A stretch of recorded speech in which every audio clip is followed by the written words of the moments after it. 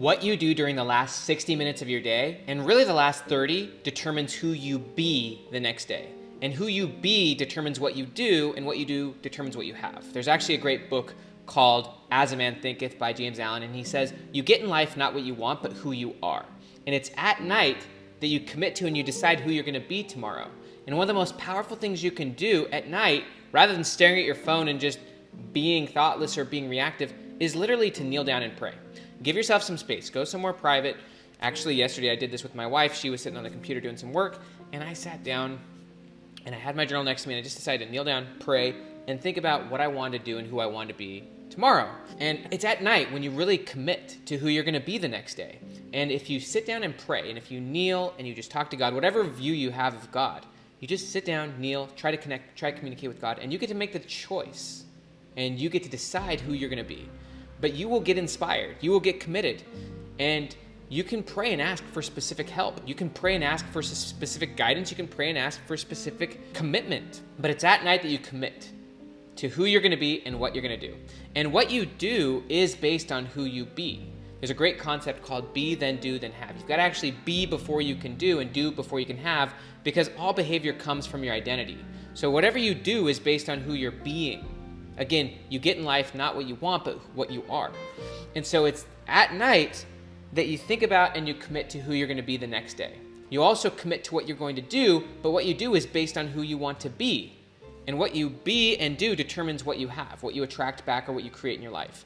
And so at night, right before bed, you get to sit down and you can kneel and talk to God, and you can ask for help. You can ask for inspiration. You can ask to sleep good, to have an amazing sleep, and also to wake up and get energy, support, help. And you can commit to specific results. The more specific you are in how you measure success determines a lot of motivation. Motivation, in large part, comes down to the clarity of the goal, and also the clarity of the path towards that goal, and your own confidence that you're willing to do it, or your own commitment to doing it. But you can get that commitment through prayer. Through prayer, you can get committed. Through prayer, you can get engaged, excited. And so one of the things that I would invite you to do at night is, rather than staring at your cell phone and being reactive, because all behavior is addictive, and so reactivity breeds reactivity. Commitment leads to results. Commitment leads to courage. Commitment leads to action, and you can commit to specific results. Actually, success is a matter of commitment. There's a great book actually called The 15 Commitments of Conscious Leadership. And in that book, they say that whatever results you get in your life are based on what you're committed to. So right now, whatever results you're getting in life are whatever you're committed to. Whatever weight you weigh, that's what you're committed to. If you are very overweight, that's what you're committed to. Commitment is not what you say you want or what you say you're going to do. Commitment is purely based on the results you're getting. So however much money you are making, that's what you're committed to. However you're spending your time today, that's what you're committed to. Whatever results you're getting is what you're committed to. And you can commit to better results. But if you are going to get better results, you've got to be a different person. You've got to commit to being someone. And you can do that at night. And in prayer, you can get that commitment. In prayer, you can get that courage, that confidence. Also, if you've just taken 3 to 5 minutes or whatever you want to pray and just get that commitment, get that vision, get that energy, you can sit down then and visualize yourself creating the results you want. Or you can just write down what you're committed to doing the next day. There's a lot of research that shows that writing your goals down makes them far more likely to happen. Also, if you're just going to sit down and write down what you're committed to doing, who you're committed to being the next day, write down 3 things you want to accomplish. Write down 3 things you're committed to achieving, specific results based on who you're going to be. You get to be your future self. You get to be who you want to be. You get to decide who you're going to be tomorrow. And when you go to bed at night, having done this, having prayed, connected to God, having visualized your future self, having visualized who you're going to be and what you're going to do tomorrow, and having set clear commitments about the results you're going to get tomorrow, the actual things you're going to accomplish, the actual person you're going to be, how you're going to engage with your loved ones, how you're going to engage with your work, if you're going to be in flow, or if you're going to be distracted. Right now, you're being someone. And whatever you're being is going to determine what you do and ultimately what you get back in life. So you have to decide every night before you go to bed, who are you going to be the next day? If you don't decide the night before, then you've laid tomorrow up to chance. You've laid tomorrow up to you're going to just be whatever the day lets you be. That's why the night routine is so much more powerful than the evening routine. The last 60 minutes of your day are most certainly the most important, crucial aspect of your day for a lot of reasons. For one, what you do right before bed is most powerfully ingrained in your long-term memory or in your subconscious. What you do right before bed. So there's actually a famous skier, an Olympic skier named Billy Kidd. I think he was an Olympic skier back in the 70s, and he had an analogy that was very similar to this, that the end of your day is the most important. Well, Billy Kidd gave a similar analogy, but he gave it towards skiing. And so he would ask people, or he would teach people when he was helping new skiers learn how to ski, what are the 3 most important turns on a ski run? And he was talking about alpine skiing, like snow skiing. And most people thought it was the first 3 turns of the run. Like what you do when you first get off the chairlift sets the tone for the rest of the run. He said, no. He said the 3 most important turns are the ones that most people pay least attention to. They're the last 3 turns of the run, because those 3 turns, what happens is you end a run and then you get on a chairlift, and the chairlift takes you all the way back up the mountain, and then you ski back down, and then you take the chairlift back up.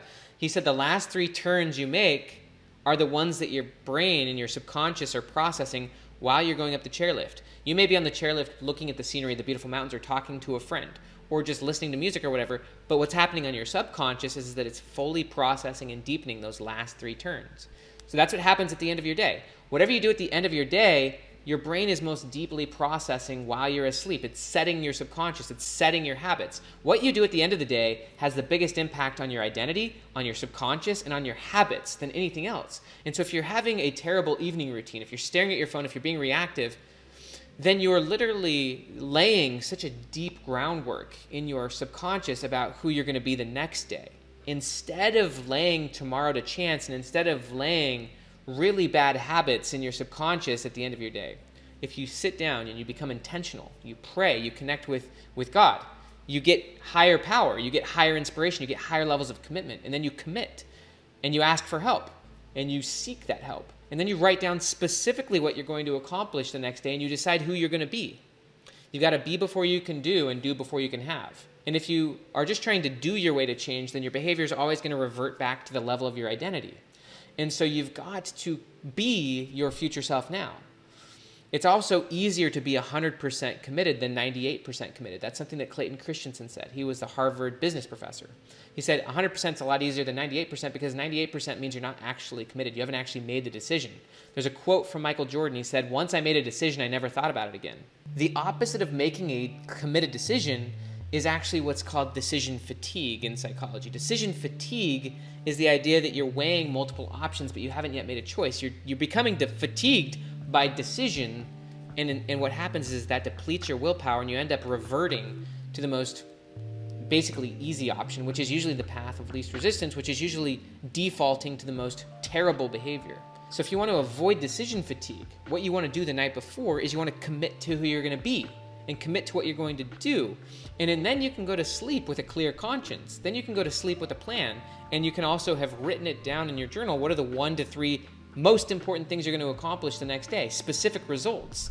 Then you can go to bed with a clear conscience. You can go to bed with commitment. You can go to bed being your future self. Then you can wake up and you can get straight to it. You can be who you want to be. And you'll do what that person would do, not what you would do.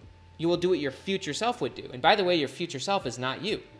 But there's a lot of research on that. Your future self is a different person than you. They would do things differently. That's actually how you can make nonlinear jumps, is you can just commit to being your future self and doing what they would do tomorrow and knocking that out. And that's really how you build confidence. You build confidence by stacking evidence.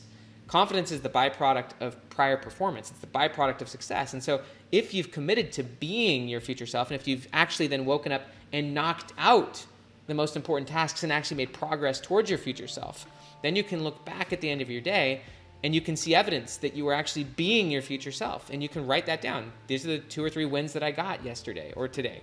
And then you can do the same thing at the end of your day. Kneel down, pray, get inspiration, get commitment, get help, and then commit to specific things. You get to choose what you commit to. You get to choose who you're going to be tomorrow. And taking the time to just kneel down, pray, get some inspiration, get some commitment, get some help, and then writing down specifically who you are going to be tomorrow and what you're going to accomplish tomorrow. And then being that person. It doesn't mean you have to be perfect. No one's asking you to be perfect. But when you actually be that person more consistently, then you can look back, you can track it, you can measure it, and that builds confidence. Commitment is required first. You have to commit first. You have to make a committed decision first about who you're going to be, and that leads you to courage, as Dan Sullivan would say. Dan Sullivan actually has a great little book called The 4 C's. You courageously pursue and commit, whatever you've committed to. And that helps you build capability and ultimately confidence. Confidence comes first from commitment, but the more confidence you build by actually committing to things, the more you can commit to bigger and bigger things in the future. And that's something that most people have a bad relationship with, is commitment. They don't commit to anything. They lie to themselves more than they lie to anyone else. They say they're going to do something, but it's so half-hearted. And they never fully commit to something. And at night, you can pray, you can visualize your future self, and you can commit to a few things that you're going to be and do tomorrow, and you can then follow through with that commitment. And as you follow through with your commitments, the promises you make to yourself, you build insane confidence. And confidence then leads your ability to making bigger commitments in life and bigger commitments the next day. And then you can commit to big things. Big things like starting a business or starting a family or writing a book or whatever it is you want to do, running a marathon. You've got to make commitments in life in order to transform and become someone. But those commitments are based on who you want to be. And once you've committed to being that person, then you've got to do what that person would do. And then you can have whatever that is. Success is a choice. Success is a commitment. Whatever you get in life is what you commit to getting in life. You can commit to making millions of dollars. You can commit to having an amazing family. You can commit to whatever it is you want. But you've got to commit to something. So what are you going to commit to? And also, what are you going to commit to every single night? Prayer just simply helps. Prayer is very powerful.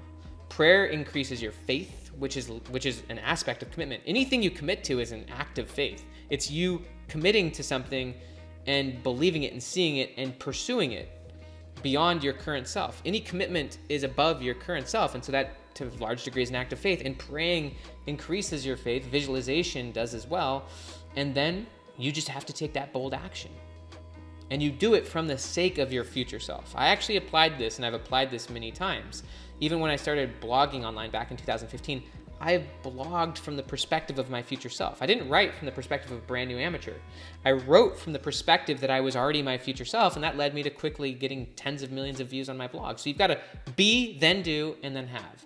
You've got to be your future self first, do what they would do, act as they would act, based on the commitment. And then you'll have whatever it is you want to have, but it's all based on whatever you commit to. I'm Dr. Benjamin Hardy. If you like this video, please give it a thumbs up. Please subscribe to the channel. Also down below, you can get access to my free 30-day Future Self course, and have an amazing day.